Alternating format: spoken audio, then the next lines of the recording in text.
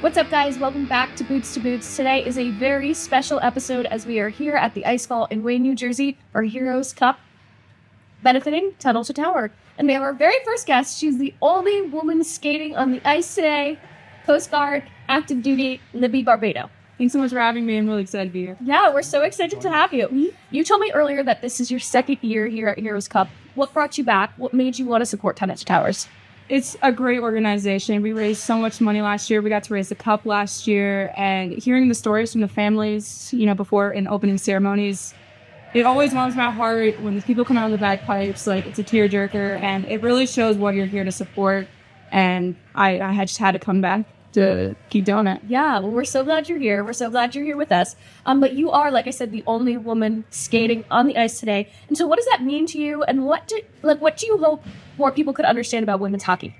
That we should be taken just as seriously as the men's. Like, I played NCAA college.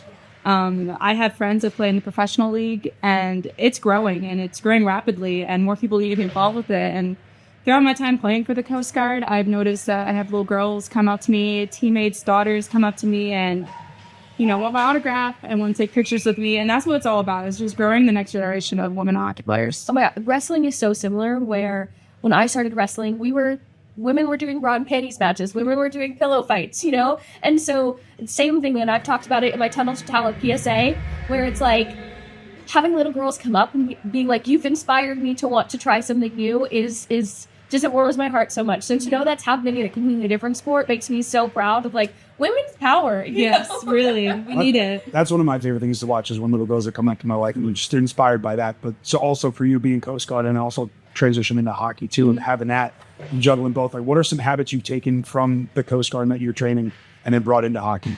It's just learning to be myself, being open. I used to be very timid in college, and the Coast Guard really brought that out of me through boot camp very roughly. So it just allows me to be myself, be open, and I'm in a locker room full of guys. Yeah, that's not easy for many people. They're shocked when I walk in and want to stay with them in the locker room. Like, I'm here for the camaraderie, and just being in the locker room is a different sensation than just sitting alone in a girls' locker room. Oh my gosh, yeah. I mean, when I started wrestling, so there's different tiers, and there's a ton of independent shows that are all over the country, and they're small, and sometimes there isn't even a locker room for us girls. And so I'm like running to the bathroom through the fans to get changed, and I remember my parents being like, I don't understand. Like, they just didn't understand how I could put myself in that environment and be comfortable. So, like, when you were like, oh, I'm going to, one, join the Coast Guard, but two, I'm also going to play hockey with them, what does your family think?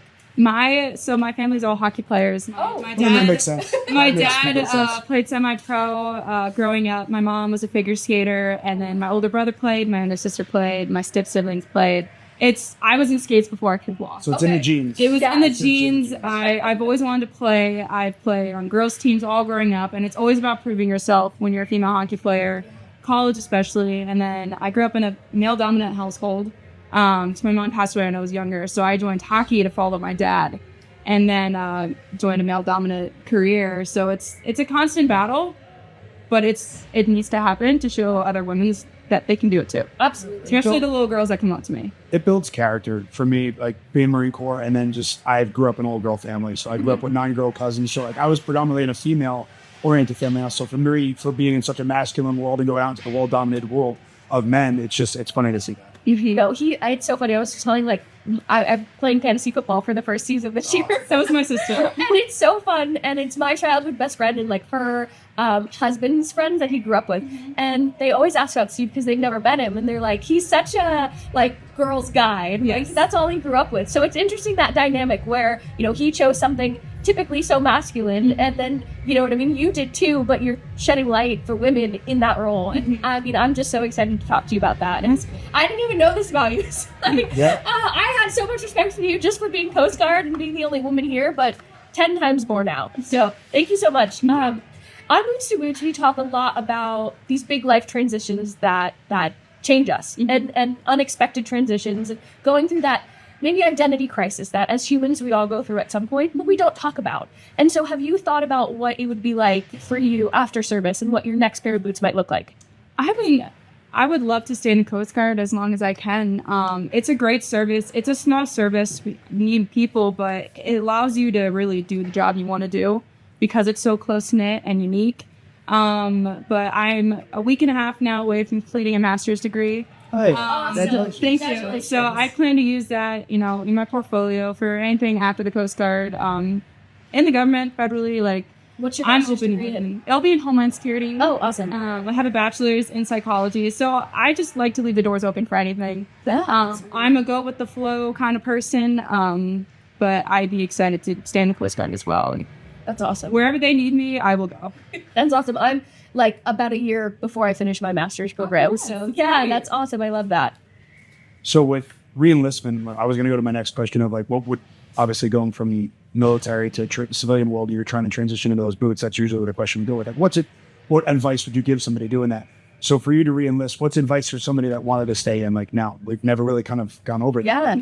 For you to make that choice to stay in with the Coast Guard and then re-enlist, like, what are your goals? What's some advice you would give somebody to be back? Just to keep an open mind, specifically for the Coast Guard. We're not really recognized service as well, but we do deploy, and a lot of people in my particular job go on deployments. So people are scared to re-enlist, and because they're scared to deploy, but you got to keep an open mind because you'll get to visit really cool places. I visited many cool places throughout the Pacific Ocean and gone on really cool deployments. And that's something that's going to be driving me in my re-enlistment if I do that later on. So it's a hard balance, deployment life. I know I'm not going overseas into, worse climates, but it's definitely something people get stuck up on. But you got to keep an open mind. You'll get to experience so many things in the Coast Guard because of its uniqueness. It's great. Yeah. And what is one piece of advice maybe for a service member as we wrap up here that wants to find the type of community you found within hockey? What steps can they take to maybe find that same environment for themselves? You gotta reach out to people.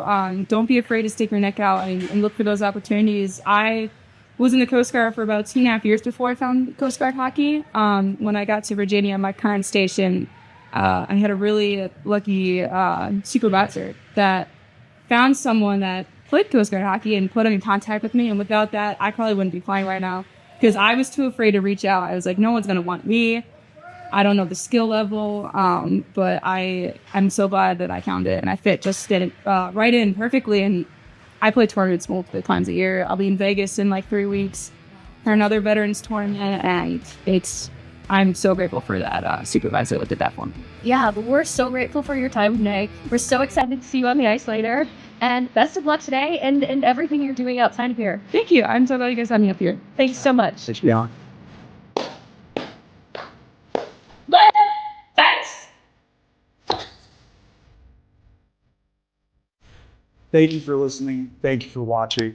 Please like, subscribe, and listen wherever you get your podcasts. This is Roots to Boots. We'll be talking to you. Addie, soldier.